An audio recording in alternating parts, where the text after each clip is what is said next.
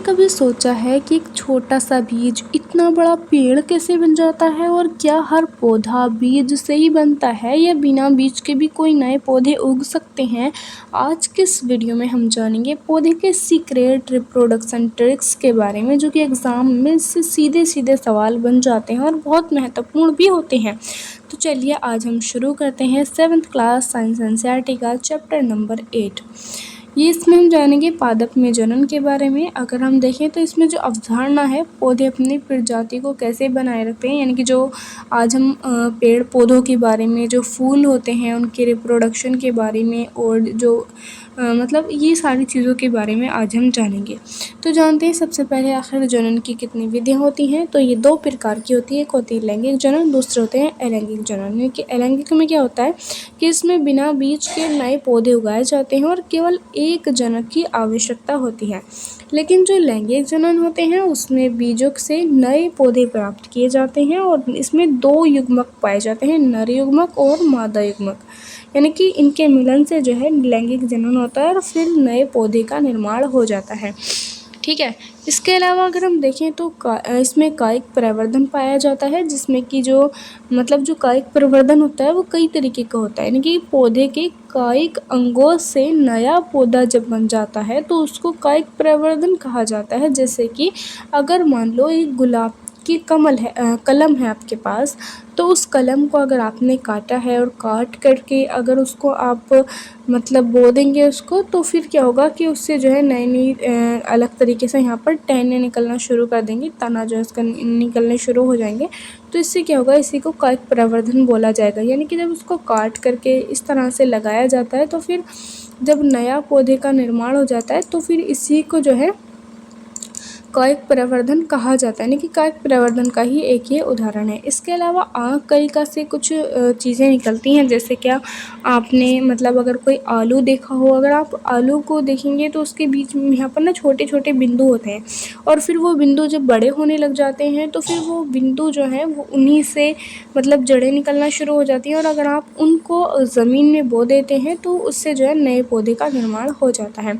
इसके अलावा एक होती है जो जड़ें होती हैं, यानी कि ऐसे पौधे भी होते हैं जो कि जड़ों के माध्यम से नए पौधों का निर्माण होता है। जैसे कि शकरकंद है, अगर आप शकरकंद को बोगे तो फिर शकरकंद का ऐसा नहीं है कि वो टहनी वगैरह इससे होता है, नहीं।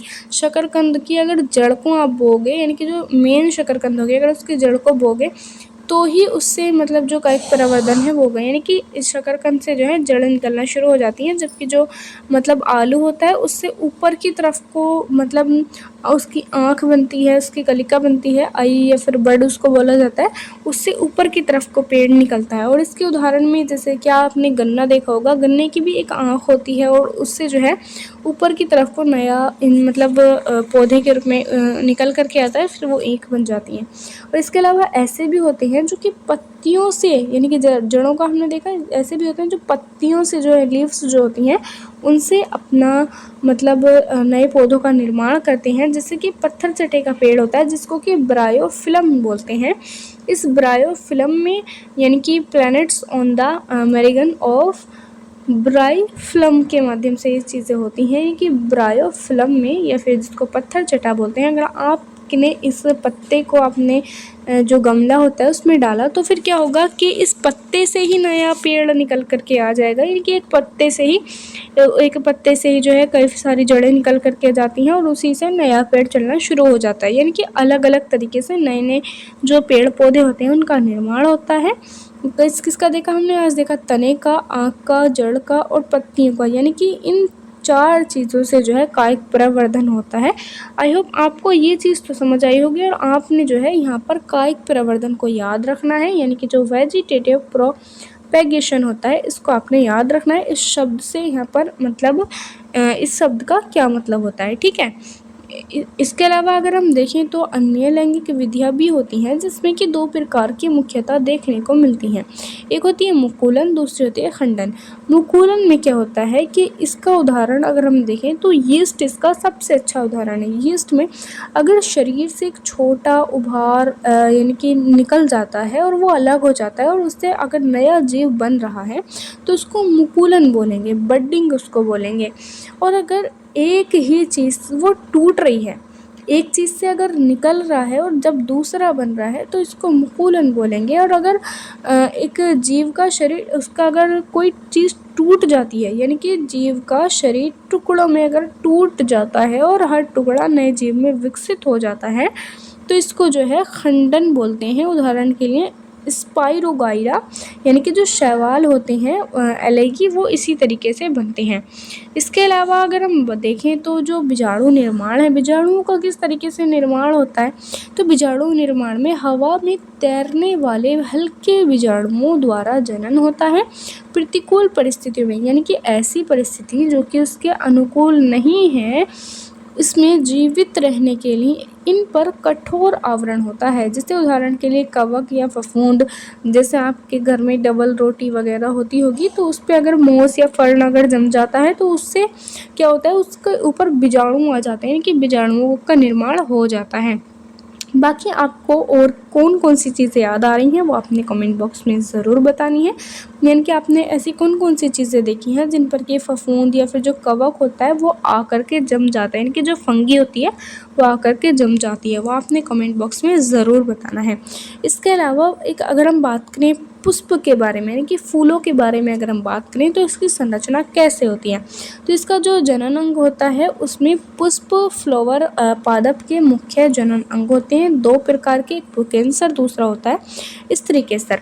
आप देख पा रहे होंगे अगर जो फूल होता है, फूल में अगर छोटा छोटा सा ये चीज़ आपको दिखाई दे रही है तो इसमें छोटे छोटे बीज होते हैं, तो इसको पुंकेसर बोला जाता है। और ये नर जनन अंग होता है, इसमें परागकोश होता है जो परागण बनाता है, ठीक है। लेकिन जो बड़ा वाला होता है इसको स्त्रीकेसर बोला जाता है। जैसे कि उदाहरण के लिए आप गुलहड़ का फूल लेंगे तो गुलहड़ का फूल इसका सबसे अच्छा उदाहरण है। इसमें ये वाला जो भाग होता है इसको स्त्रीकेसर बोला जाता है, यानी कि मादा जनन अंग ये होता है। इसमें वर्तिकाग्र यानी कि जो स्टिग्मा, वर्तिका स्टाइल और अंडाशय यानी कि ओवेरी होते हैं। अगर हम देखें तो जो द्विलिंगी पुष्प होता है, द्विलिंगी पुष्प में पुंकेसर अगर और स्त्रीकेसर जब मिल जाते हैं, यानी कि ऐसे पुष्प जिसमें कि पुंकेसर स्त्रीकेसर दोनों पाए जाते हैं, उनको ही द्विलिंगी पुष्प कहा जाता है, ठीक है। इसके अलावा परागण क्या होता है, तो अगर देखो परागण परागणों का परागकोश से वर्तिकाग्र पर स्थानांतरण जब हो जाता है, यानी कि जब ये वाले जो छोटे छोटे बीज हैं ये जब बड़े वाले उसमें चले जाते हैं, यानी कि इसके जो बीज होते हैं वो इसके अंदर चले जाते हैं, तो इसको परागण बोला जाता है। ये दो प्रकार के होते हैं, एक होता है स्वपरागण, दूसरे होते हैं परपरागण। स्वपरागण में अगर मान लो आपके पास एक फूल है, उस फूल में से यानी कि एक पुष्प है, अगर उसके यहाँ से बीज निकल करके इसमें जा रहे हैं तो ये स्वपरागण है, यानी कि उसी पुष्प के जो वर्तिकाग्र हैं वो उसी के अंदर पर स्थानांतरण हो रहे हैं, तो ये स्वपरागण यानी कि खुद से ही जो है यहाँ पर परागण हो गया। लेकिन एक होते हैं परपरागण, अगर आपके पास दो फूल हैं, अगर एक फूल का ये चीज़ निकल करके दूसरे फूल में जा रही है तो इसको जो है परपरागण बोलेंगे, यानी कि उसी प्रकार का, यानी कि फूल एक सा होना चाहिए, उसी प्रकार के दूसरे पुष्प के वर्तिकाग्र पर जब स्थानांतरण हो जाता है तो इसे परपरागण बोला जाता है। इसके अलावा एक होती है निषेचन, और फल का विकास कैसे होता है, तो जो निषेचन होता है, निषेचन में नर और मादा युग्मकों का मिलन होता है, फिर उससे जो है फर्टिलाइजेशन होता है और इसके परिणाम स्वरूप जो जिगोट हैं यानी कि जो युग्मनज हैं वो बन जाता है। इसके अलावा निषेचन के बाद का जो विकास होता है युग्मनज भ्रूण में होता है और अंडाशय यानी कि इससे फल बन जाता है और जो बीजांड होता है उससे बीज बन जाता है। यानी कि इस तरीके से युग्मनज से भ्रूण, अंडाशय से फल और बीजांड से बीज का निर्माण होता है। इसके अलावा अगर हम देखें तो बीज प्रकीर्णन के बारे में, बीजों का एक स्थान से दूसरे स्थान तक फैलना ही बीज प्रकीर्णन होता है। यानी कि अगर आपके पास कोई इस तरीके का पौधा होगा, आपने देखा होगा ये वाला पौधा, अगर इसकी छोटी छोटी टहनी टूट टूट करके खूब दूर दूर तक जाने लग जाती है तो उसको बीज प्रकीर्णन बोलेंगे, यानी कि डिस्पर्सल, सीड डिस्पर्सल इसको बोलेंगे। इससे क्या होता है कि इससे लाभ होता है, यानी कि फ़ायदा होता है कि पौधों को धूप या फिर जो जल होता है, पानी होता है और खनिजों के लिए प्रतिस्पर्धा से बचाना इसका लाभ होता है। प्रकीर्णन के कई माध्यम होते हैं जिसमें कि पवन यानी कि विंड, जल यानी कि वाटर, जंतु यानी कि एनिमल्स इसके प्रमुख माध्यम होते हैं। विंड में यानी कि जब पवन होती है तो उसमें हल्के बीज जैसे कि डंडेलियन इस तरीके के जो हल्के बीज होते हैं वो टूट टूट करके दूर जाने लग जाते हैं। जैसे आप यहाँ पर देख रहे होंगे कि ये वाला जो है ये मतलब पवन से जो है जब हवा चली तो इसकी टूट टूट करके जो छोटे छोटे मतलब बीज हैं वो दूर दूर जाने लग जाएंगे, तो ये पवन से हुआ यानी कि डिंडेलियन इसका उदाहरण है। इसके अलावा जल से क्या होता है, तो तैरने वाले बीज यानी कि वो जैसे कि नारियल है, अगर नारियल को आपने पानी में डाला तो नारियल जो है वो मतलब ऐसे करके दूर दूर जो है पानी में जाने लगेगा, और ये तैरने वाला एक बीज होता है।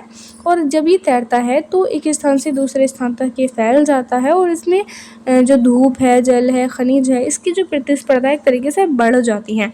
ठीक है, इसी तरीके से इनमें भी होता है। इसके अलावा एक होता है जंतु यानी कि जो एनिमल्स होते हैं, इसमें कांटेदार बीज जो होते हैं वो चिपक जाती हैं। जैसे कि आपने देखा होगा कि जब अगर आपने जंगल वगैरह गए होंगे या फिर इस तरीके से, तो इस तरह के जो कांटे होते हैं वो आकर के चिपक जाते हैं। अगर आप इनके पास से निकलोगे तो फिर ये वाले जो कांटे हैं वो चिपक जाते हैं। तो ये चिपकना ही क्या है, बीज प्रकीर्णन है, वो भी जंतु के माध्यम से। ठीक है, ये जल के माध्यम से नारियल का उदाहरण और पवन के माध्यम से डिंडेलियन का उदाहरण है। ठीक है, इसके अलावा अगर हम देखें कुछ इम्पोर्टेंट क्वेश्चंस के बारे में, तो पादप का जनन भाग कौन सा होता है, तो होता है पुष्प। ब्रायोफिलम यानी कि जो पत्थर चटा है अपने किस भाग द्वारा जनन करता है, तो पत्ती के द्वारा जनन करता है।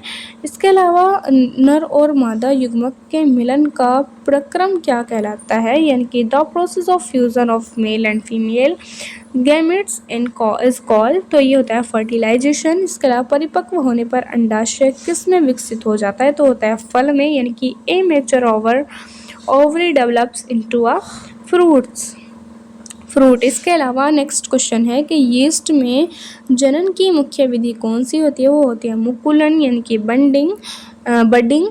ऐसे पुष्प जिनमें पुंकेसर और स्त्री केसर दोनों पाए जाते हैं उनको द्विलिंगी पुष्प बोला जाता है। इसके अलावा बीजाणु स्पोर उत्पन्न करने वाला पादप जीव क्या होता है, यानी कि ऐसा जीव जो कि बीजाणुओं को उत्पन्न कर दे, स्पोर को का प्रोडक्शन कर दे, स्पोर प्रोडक्शन हो, तो उसको जो है फफूंद बोला जाता है, कि उसके ऊपर फफूंद आ गई, कवक जो है उसके ऊपर आ गया। ठीक है, तो ये थे आज के हमारे इम्पोर्टेंट मतलब कुछ क्वेश्चंस के साथ ये आज का हमारा चैप्टर फिनिश होता है। बाकी आप अपनी राय कमेंट्स में बता सकते हैं, कमेंट आपके लिए खुला हुआ है। और हाँ, आपको ये वीडियो कैसी लगी और आप कैसे की नेक्स्ट वीडियो चाहते हैं, ये सारी बात आप कमेंट बॉक्स में ज़रूर बताइएगा। मिलते हैं नेक्स्ट वीडियो में। Thank you.